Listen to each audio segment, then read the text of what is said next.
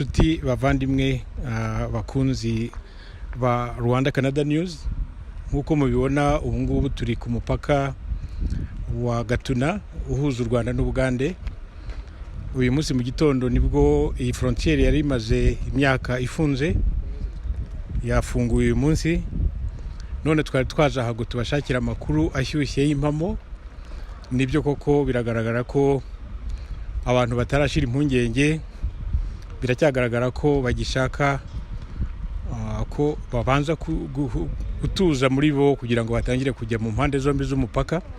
Ariko nkuko mubireba amakamyo yatangiye guhita makeya, abantu bahita ahangaha murabona ko hatari abantu benshi, ariko baragenda baza umwe kandi bisanzwe ko umupaka wafunguye uyu munsi.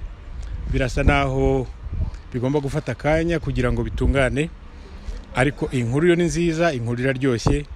Abantu twashoboye kuvugana wenda ndaza kubabereka baranezerewe cyane bitangaje. Very happy because the border is open today. Yeah, because the border is open. Uganda and Rwanda, that's one country, so that we supposed to enjoy. Yes. New generations supposed to be together because they are brothers. So no problem whether I'm working with the Rwandese or I'm working with the Ugandan.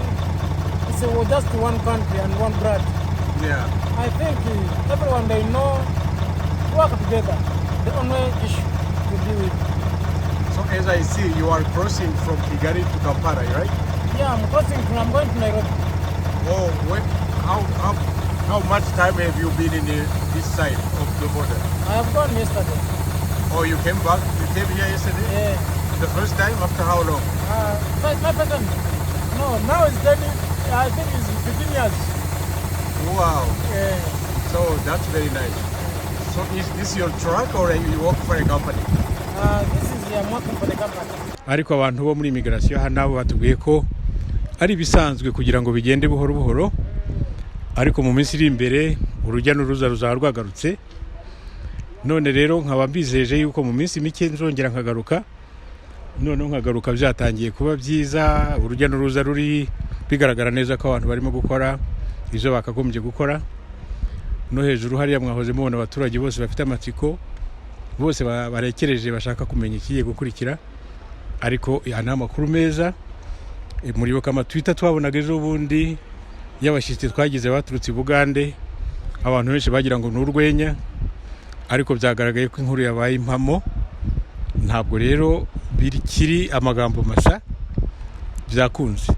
Nkaba rero ndangije mbizeza yuko nzagaruka, noneho hari activities ziboneka zifatika, noneho tukareba n'abantu bagenda hirya no hino uko bigenda uko bimeze, kandi ntabwo nzabatindira. Mwibuke kukanda subscribe kugira ngo muzakomeze kubikurikira. Murakoze cyane.